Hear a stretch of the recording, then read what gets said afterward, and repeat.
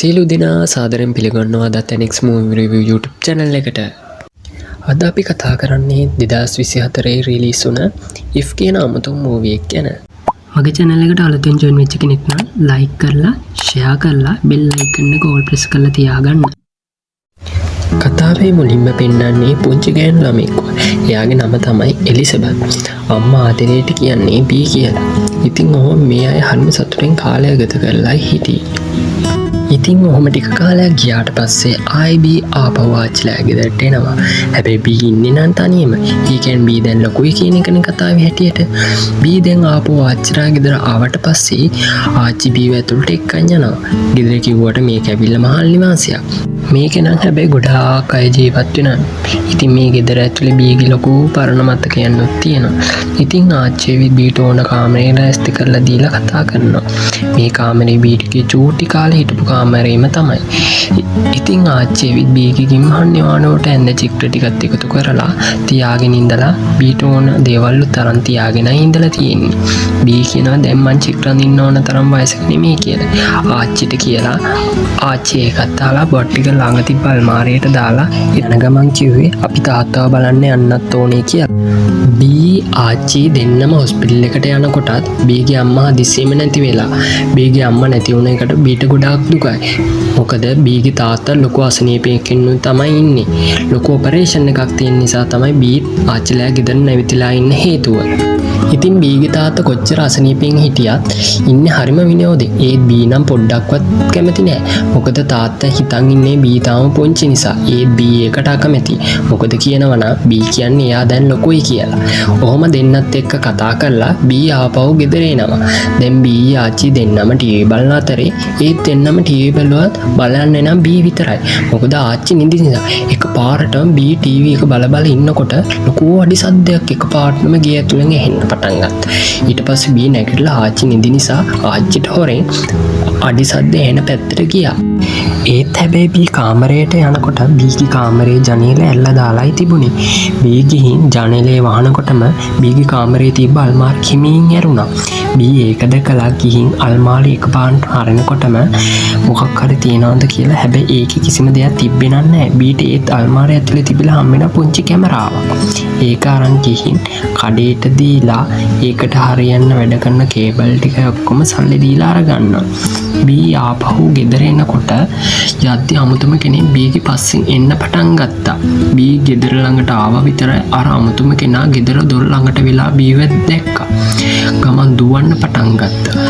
බීත් ගෙදර ඇතුළට අමුතුම කෙනා පස්සෙන් දුවන්න ගත්ත ගමන් ඒ හිටපු අමුතුම කෙනා දුවල ගිහින් ගොඩනැගිල්ලේ තිබ්බ ගෙදරක් ඇතුළට ගියා.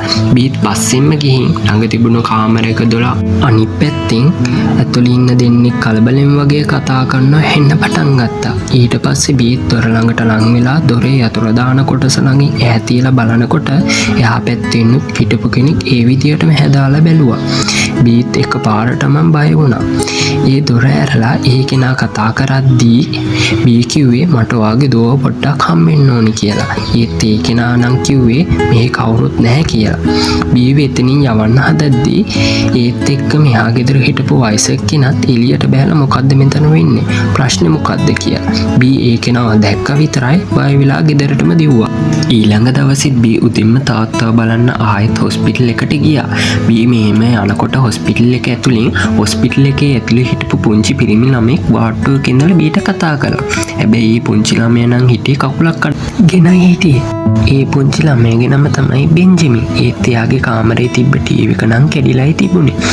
ඒක නිසා එයා හරිම කම්මැලි කමිනුයි හිටියේ. අම්මා යාට චෙස් බෝඩ් එකක් ගෙනල්ලා දීලා එයාට සෙල්ලම් කරන්න කවුරුත් නැහැ කියලා බීත් එක්ක කතා කර ඉඳලා බීත් කතා කරලා වුණාට පස්සේ එතනින් පිටත් වෙලා තාත්තව බලන්න ගියා. තාත්තා ඉන්න කාමරේට යනකොට තාත්තා ඇඳේ නැහැ. ඇඳේ ඉඳලා රෙදි වලින් ගැට ගාපු ලණු වලින් ජනේලෙ ඉඳලා පහලටම වෙනකන් එළියට දාලායි තිබුණේ. මේ තාත්තගේ ඇඳේ තිබිලා ලියුමක් අරන් කියවනකොට ඒකේ තිබුණේ එයා හොස්පිටල් එකකින් පැනලා ගියා කියලා. මේ තාත්තා ලියුම කියවලා ඉවර වෙලා තාත්තා ඇඟිලා ඉන්න තැනින් එළියට ආවා. ඒ කියන්නේ බීගේ තාත්තා බීට විහිළුවන්න කරලා තියෙන්නේ. ඔහොම ගිහින් තාත්තයි බී කතා කරලා බී ආපහු ගෙදර එනවා. ඊට පස්සේ බීට අල්මාරියේ තිබිලා හම්බුන කැමරාවෙන් ඒකේ තිබ්බ වීඩියෝස් ටික බලන්න පටන් ගත්තා. ඒක තිබුණේ බීගේ චූටි කාලේ කරපු දේවල් වල වීඩියෝ ටික බල ඉන්නකොට බීට එක පාරටම ඇහුණා පටිපෙනින් කවුරු හරි එන සද්දයක්. ගිහින් බලනකොට බී කලින් දැක්ක අර අමුතුම කෙනා තවත් මිනිස්සෙක් එක්කගෙන කලබලයට පහළට බෑගෙන ගියා. බීත් මෙයාලා දෙන්නගේ පස්සෙන් යන්න ගත්තා. මෙයාලා දෙන්නත් මෙහෙම ගිහින් අන්තිම නතරුනේ ගියක් ළඟ. අර අමුතුම කෙනත් එක්ක ආපු මිනිස්සයා ගේ ළඟ තිබ්බ තාප්පෙන් පැනලා උඩට නැගලා ගියා. ගෙදර තිබ්බ කාමරයක ජනේලයක් ඇතුළට ගියා. එහෙම ඒ ගිය කාමරය ඇතුලේ පුංචි ළමයෙක්ගේ සෙල්ලම් බඩ පිල්ල තිබුණේ බිම. මේ මිනිස්සයා හිමින් අඩිය තිය ළඟ තිබ්බ අල්මාරියක් ළඟට ගියා. ඒක ඇතුලේ ඉඳන් ආවේ දම්පාට ලොකු ලොම් පිරුණු වලහෙක් වගේ කෙනෙක්. හරියට රාක්ෂයෙක් වගේ. අර හොරෙන් ආපු මිනිස්සයා ලොම් පිරුණු වලහයි කතා කර ඉන්නකොට අර ලොම් පිරුණු වලහට එකපාරටම හචිමක් යන්න පටන් ගත්තා. එතකොටම එතන ළඟ ඇඳේ නිදාගෙන හිටපු පුංචි ළමයාත් ඇහැරුණා. ඒත් ඒ ළමයාට මෙයාලා පේන්නේ නැහැ. ඊට පස්සේ මේ අය ජනේලෙන් එළියට එනකොටම අර මිනිස්සේ බීව දකිනවා. බී මෙයාලව දිහා බලන් ඉන්නේ කියලා බී එකපාරටම අර ලොම් පිරුණු වලහව දැක්ක ගමන් දුවන්න පටන් ගත්තා.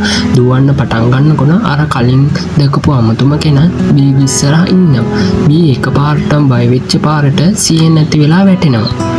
එතකොටම ඊට පස්සේ බීට ආයේ සිහිය එනකොට බී හිටියේ කාමරයක පුටුවක් උඩ. ඒ කාමරය අමුතුම වගේම හරිම ලස්සන තැන. බී ඊට පස්සේ ළඟ තිබ්බ මේසෙ ළඟට ගිහින් එතන ළමයිගේ ෆොටෝස් තියනවා දකිනවා. බී ටික බල ඉන්නකොට අර හිටියේ දම්පාට ලොම් වලින් පෙන්නු වලා එතනට එනවා. බී එකපාරටම බය වෙලා අහන්නේ කවුද ඔයා කියලා. එතකොටම දම්පාට ලොම් පෙන්නු වලා කියන්නේ එයාගේ නම බ්ලූ කියලා. ඔහොම කතා කරලා ඉන්නකොට අර අමුතුම කෙනා එනවා ඇවිල්ලා බ්ලූට කියනවා පුංචි ගෑනු ළමයව නැගිටවන්න කියලා. මොකද බ්ලූ ඉස්සෙල්ලා එකපාරටම ආපු නිසා බී හොඳටම බය වෙලා බීම වැටිලා හිටියේ. එතනට ආපු අමුතුම කෙනා කතා කරලා කියන්නේ එයාගේ නම තමයි බ්ලොසම් කියලා කියනවා. බීට කියනලා ටික වෙලාවක් කතා කරලා ඉන්නකොට එයාලත් එක්ක හිටපු මිනිස්සයත් එකපාරටම එනවා. ඇවිල්ලා එයාත් එක්ක කතාවට එකතු වෙන ගමන් කිව්වේ බී මාව හොඳටම දන්නවා කියලා. කාලෙකට කලින් අපි මුණ ගැහිලා තියෙනවා කියලා කියනවා. ඒත් බීට මෙතන වෙන දේවල් ගැන මොකොත්ම හිතාගන්න බැරුවයි ඉන්නේ. බීව දන්න කෙනාගේ නම තමයි කැල්වින්. එහෙම කතා කරලා ඉන්නකොට බී කැල්වින්ගේ මේසේ බඩු ටික ඇතලා දාලා දැකලා කේන්ති ගිය කැල්වින් ඉන්නකොට බ්ලොසම්ගෙන් අහන්නේ ඔයාලා වගේ තව අය ඉන්නවද කියලා. එතකොටම බ්ලොසම් කියන්නේ ඔව් අපි වගේ අය තව ඉන්නවා කියලා. කියන ගම බ්ලූත් කියනවා අපි වගේ අය හැම ළමෙක් ළඟම ඉන්නවා කියලා. බීට එතකොටයි තේරුනේ මේ අය ඇවිල්ලා ළමයින්ගේ පොඩි කාලේ මවාගත්ත අය. හැබැයි ඒ පුංචි ළමයි ලොකු වෙනකොට මේ අයව අමතක වෙලායි තියෙන්නේ. දැන් මේ අයට ඕන ආදරය කරන්න අලුත් ළමයින්ව. එතකොට කැල්වින්ටත් ඕන මේ අයට අලුත් ළමයින්ව මේ අයට හොයලා දෙන්න. කැල්වින්ට මෙච්චර මහන්සි වෙන්නේ මේ අයට ආදරය කරන්න ළමෙක් හොයලා දෙන්න. එතකොටයි මේ අයට ඒ ළමයින්ව පේන්නේ. එහෙම වුණේ නැත්තම් මේ අයට ටික කාලයකදී අතුරුදහන් වෙලා යනවා. ඊට පස්සේ කට්ටියවම කතා කරලා ඉන්න ගමන් කැල්වින් කියන්නේ බීට දැන් ඔයා ගෙදර යන්න කියලා. නැත්තම් පරක්කු වෙනවා කියලා. කියන ගමන් බී ඒක අහලා ගෙදර යන්න පිටත් වෙනවා. ඊට පස්සේ පෙන්නන්නේ පහෝදා උදේ බී නැගිටිනවා තාත්තව බලන්න යන්න. බී යන්නේ නම් මල් පොකුරකුත් අරගෙන හොස්පිටල් එකට. ඇතුළට යන ගමන් බලාගෙන යන්නේ බෙන්ජමින් ඉන්නවද කියලා. ඒත් බෙන්ජමින් නම් හිටියේ නැහැ. ඊට පස්සේ බී එයා ගත්ත මල් පොකුරත් එක මලක් අරන් එතන තිබ්බ වතුර එකට දාලා ආයෙ තාත්තව බලන්න ගියා. කොහොම ඔක්කොම වෙනකොට බී ආපහු ඇවිල්ලා එතන හිටපු නර්ස්කින් අහනවා කන්න මොනාරි ගන්න තැනක් තියෙනවද කියලා. අහලා නර්ස් කිව්ව පැත්තට යනවා. යන අතරමඟදී බී දකිනවා බ්ලූ හැංගිලා ඉන්නවා. බ්ලූ බීව දැක්ක ගමන් දුවලා හැංගෙනවා. බී බ්ලූ අන්තිමට හොයාගෙන බ්ලූට කියනවා ඔයාට මෙතන ඉන්න බෑ කියලා. කතා කරන ගමන් ඉද්දී මේ දෙන්නම බෙන්ජමින්ගේ කාමරේ ඉස්සරහා හිටපු නිසා බෙන්ජමින්ට බ්ලූව පේන්නේ නැති නිසා බීගෙන් අහනවා කාත් එක්කද කතා කරන්න කියලා තනියම. ඉතින් ඔහොම වෙලා යනකොට බී ආයේ බ්ලූ එක්කන් ගෙදර යනවා. ඊට පස්සේ බී කියනවා මට මේ දේවල් ඕන නැහැ කලින් තිබුණ විදියට හරි ගස්සන්න පුළුවන්ද කියලා. ඒ බ්ලූ කියනවා ඔයා තමයි තෝරගත්තු කෙනා කියලා. ඒත් හැබැයි කැල්වින් බීට විස්තර කියන්න කැමති නැහැ. බී එතකොට අහනවා මොකටද මාව තෝරගෙන තියෙන්නේ කියලා. බ්ලූ එතකොට කියන්නේ ඔයාට විතර අපිව බේරගන්න පුළුවන් කියලා. ඒ කිව්ව කතාවට බ්ලොසම්මුත් එකඟ වෙලා කියන්නේ අපිට වෙන කිසිම දෙයක් වටින්නේ නැහැ ළමයි එක්ක ඉන්නවට වඩා කියලා. මොකද දැන් ළමයින්ටත් අපි අමතක වෙලා තියෙන්නේ. අලුත් ළමයි හොයාගන්න අපිට උදව් කරන්න ඔයාට විතරයි පුළුවන් කියලා බ්ලොසම් කියනවා. බී කැල්වින් ළඟට ගිහින් අහනවා මම මෙයාලට ළමයි හොයාගන්න උදව් කළොත් මේ ඔක්කොම තිබුණ තත්ත්වයට පත් වෙනවද කියලා. අහනවා කැල්වින් නම් කියන්නේ ඔයා හිතන තරම් නම් ලේසි නැහැ කියලායි. බීට කියනවා බී කැල්වින්ගේ මේසෙ ළඟ තිබ්බ පොතක් අරන් පෙරලා බලනකොට ඒ පොතේ තියෙන්නේ තවත් ළමයින්ගේ නැති වුණ අයගේ ලිස්ට් එකක්. බී ඒක බලලා කියනවා කැල්වින්ට මට ඔයාලගේ අනිත් අයව මොන ගස්සන්න පුළුවන්ද කියලා. කැල්වින් නම් ඒකට අකමැති කොහොම වුණත් බී කැල්වින්ව කොහොම හරි වැඩේට එකඟ කරගන්නවා. බීගේ බලකිරිල්ලටම කැල්වින් බීවත් එක්කන් ඒ අය ඉන්න තැනට එක් කරගෙන යනවා. ඉතින් කැල්වින් බීව එක් කරගෙන ගිහින් තියෙන්නේ සර්කස් තියෙන තැනකට. හැබැයි ඒක වහලා දාලායි තියෙන්නේ. කැල්වින් බීට අමතක වෙන දේවල් මතක් කරන්න කියලා කැල්වින් යතුරක් හොයන්න ගියා. යතුර හොයාගෙන ඇවිත් කැල්වින් බීව කැරගෙන පුටු තිබ්බ තැනකට දොරක් කෙල්ලා දොර ඇතුලෙන් පහළට බහින්න පඩිපෙළක් තියෙනවා. පඩිපෙළ බැහැගෙන යනකොට ඊට පස්සේ තියෙන්නේ ගයක් වගේ තැනක්. දෙන්නත් එක්ක මෙහෙම යනකොට බී ඒක දොරක් ඇරලා බලනවා ඒක ඇතුලේ හිටිය ටීවී බලන ලොකු පූසෙක්. මෙහෙම බී අරින හැම දොරක්ම අමුතු අය තමයි ඉන්නේ. කැල්වින් එතන හිටපු වයසක කෙනාගෙන් අහනවා කතා කරලා බීව පෙන්නලා මට ලුයිස්ව හම්බෙන්න ඕනේ කියලා. ඉතින් වයසක මිනිස්සු ලුයිස් ඉන්නේ නාන තටාකයේ කියලා කියනවා. දෙන්නත් එක්ක මෙහෙම යනකොට ලුයිස් ළඟට යනකොට අතරමඟදී කැල්වින්ට හම්බෙනවා එයාගේ පරණ යාළුවෙක්. එයා නම් රාජ් පරීක්ෂකවරයෙක් වගේ කෙනෙක්. ඉතින් ඔහොම දෙන්නත් එක්ක යද්දී කැල්වින්ටයි බීටයි ලුයිස්ව හම්බෙනවා. ලුයිස් කියන්නේ ටෙඩි බෙයා කෙනෙක්. ලුයිස් නම් බීව සාදරයෙන් පිළිගන්නවා. කොහොම කතා කර ඉන්නකොට කැල්වින් හදන්නේ බීව ලුයිස්ට බාර දීලා මේකෙන් අයින් වෙන්න. ඒත් ලුයිස් ඒක දැනගෙන බීට කියන්නේ කැල්වින් නම් ඉස්සර ඔහොම කෙනෙක් නෙමෙයි කියලා. එයා ඉස්සර මේ හොඳ විකටෙක් කියලා. ලුයිස් බීට කියනවා කැල්වින්ගේ ඉස්සර රස්සා වගේ උනේ බීව හිනස්සන එක කියලා. ලුයිස් කියනවා ඒ කතාව මග ඇරලා යන කැල්වින් එතනින් යනවා. ඊට පස්සේ ලුයිස් කියන්නේ කැල්වින් ඔයාව සතුටු කරන්නේ නැත්තම් ඇයි ඔයා කැල්වින්ව සතුටු කරන්නේ නැත්තේ කියලා. ඉතින් ලුයිස් බීට කියන්නේ ඔයාට ඕන විදියට වෙනස් කරන්න පුළුවන් කියලා මෙතන කරන්න තියෙන්නේ පුංචිම මවා ගැනීමක් විතරයි කියලා බීට කියනවා. ඊට පස්සේ බී එතන තිබ්බ වේලිච්ච ගහක මල් පිපෙන්න සැලසුවා. ඒත් කැල්වින් නම් බී කරන වැඩේට නම් පොඩ්ඩක්වත් කැමති උනේ නැහැ. බී දිගින් දිගටම බීට ඕන විදියට සම්පූර්ණයෙන්ම වෙනස් කරනවා. ඊට පස්සේ මේ ඔක්කොම වෙනස් වෙනවා දැක්ක කැල්වින් බයට මෙතන තිබ්බ පූල් එකටම වැටෙනවා. ඒකින් වැටිච්ච ආයෙ ගොඩට එනකොට කැල්වින් ඉන්නේ නම් මූදුර වෙරළකින්. ඔහොම යනකොට කැල්වින් එහෙම ගිහිල්ලා පිටවීමේ දොරක් හම්බෙනවා. ඊට පස්සේ කැල්වින් ඒ දොර ඇරලා යනකොට ඒක ඇතුලේ තියෙන පාටයක්. ඉතින් ඔහොම බී හැමෝම සතුටු කරලා මේ දේවල් මෙහිමම ඉවර වෙලා කැල්වින් බීව ගෙදර එක්කගෙන යනවා. ඔහොම බී ඊළඟ දවසේ තාත්තාව බලන්න ගියේ මල් පොකුරක් දෙකක් අරගෙනයි. හොස්පිටල් එකට ගියාම බී ඒක මල් පොකුරක් බෙන්ජමින්ගේ මේසෙන් තියලා ක්ලේ වලින් හදලාගෙන ආපු එකක් මේසෙන් තියලා තාත්තා ඉන්න කාමරේට යනවා. ඊයින් තාත්තා ගත්ත මල් පොකුර මේසෙන් තියලා තාත්තා එක්ක කතා කරා. වැඩි වෙලාවක් ඉන්නේ නැතුව තාත්තට කියලා එතනින් පිටත් වෙලා යනවා. බී එතනින් පිටත් වෙලා යනකොට කාමරේ ළඟින් බී යනකොට බෙන්ජමින් බීට කතා කරනවා. ටික වෙලාවක් දෙන්නත් එක්ක කතා කර ඉඳලා බී එතනින් යනවා. යන්න ගිහින් බී බෙන්ජමින්ගෙන් අහනවා ඔයාටත් හිතින් මවාගත්ත යාළුවෙක් ඉන්නවද කියලා. බෙන්ජමින් කියනවා බීට එහෙම කෙනෙක් නැහැ කියලා. එතකොට බී අහනවා ඔයාට එහෙම යාළුවෙක් ඕනද කියලා. ඊට පස්සේ බෙන්ජමින්ුත් ඒ කතාවට කැමති වෙනවා. ඒක අහලා බී එතනින් පිටත් වෙනවා. බී හැබැයි එතනින් පිටත් උනේ නම් එයාගේ ඔළුවේ මොකක් හරි අදහසක් තියාගෙනම. ඊට පස්සේ බී අර අමුතුම යාළුවෝ ඉන්න තැනට යනවා. බී එතනින් එක්කෙනා අරන් හොඳ කෙනා බෙන්ජමින්ට ගැලපෙන කෙනා තෝරන්න තමයි යන්නේ. ඕම කරගෙන යනකොට බී ආයේ තෝරගත්තු අයගෙන් ආයේ ඒ අයත් එක්ක හොස්පිටල් එකට යනවා බෙන්ජමින් ඉන්න තැනට. ඊට පස්සේ බී බෙන්ජමින් ඉන්න තැනට ගිහිල්ලා බෙන්ජමින් එක්ක කතා කර බී එක් කරගෙන ආපු යාළුවන්ගෙන් එක්කෙනා පෙන්නලා අහනවා කාවද පේන්නේ කියලා. ඒත් බෙන්ජමින් කියනවා යාට කාවවත් පේන්නේ නැහැ කියලා. බී ඊට පස්සේ බී හිතන් හිටපු දේ හරියන්නේ නැහැ කියලා හිතලා හැමෝම කතා කරගෙන ආයෙත් සර්කස් එකට යනවා. මෙහෙම යනකොට බී දකින්න ලුයිස් පුටුවක් උඩට වෙලා මුහුද දිහා බලන් ඉන්නවා. ලුයිස් දැක්කා බීත් එතනට යනවා. ගිහින් වාඩි වෙලා කියන්නේ එයාලා කරපු වැඩේ හරි ගියේ නැහැ කියලා කියනවා. එතකොට ලුයිස් කියන්නේ හැම කෙනෙක්ටම එයාලාව මවාගත්තු යාළුවෙක් ඕනි කියලා. විශේෂයෙන් එයාලා ලොකු වුණාමත් කියලා. ඔහොම කතා කරගෙන ඉද්දී ඔයා ආදරය කරන කිසිම දෙයක් අමතක වෙන්නේ නැහැ කියලා ලුයිස් බීට කියනවා. කතා අනිත් පැත්තට යනකොට බීගේ තාත්තා බීට හම්බුන කැමරාවෙන් ඒ කාලේ සර්කස් එකකින් විනෝදුන හැටි බලන ගමන් ඉන්නකොට නර්ස් ඇවිල්ලා කියනවා එයාට ටිකක් විවේක ගන්න කියලා. එතනින් යනවා. මොකද හෙට තමයි බීගේ තාත්තගේ ඔපරේෂන් එක.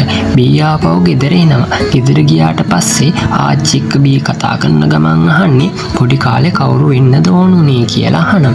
එතකොට ආච්චි කියන්නේ නර්තන ශිල්පිනියක් වෙන්නයි කියලා. බීට කියන ගම ආච්චි බීට ගෙනල්ලා දෙනවා ඒ කාලේ එයාගේ පින්තූරය.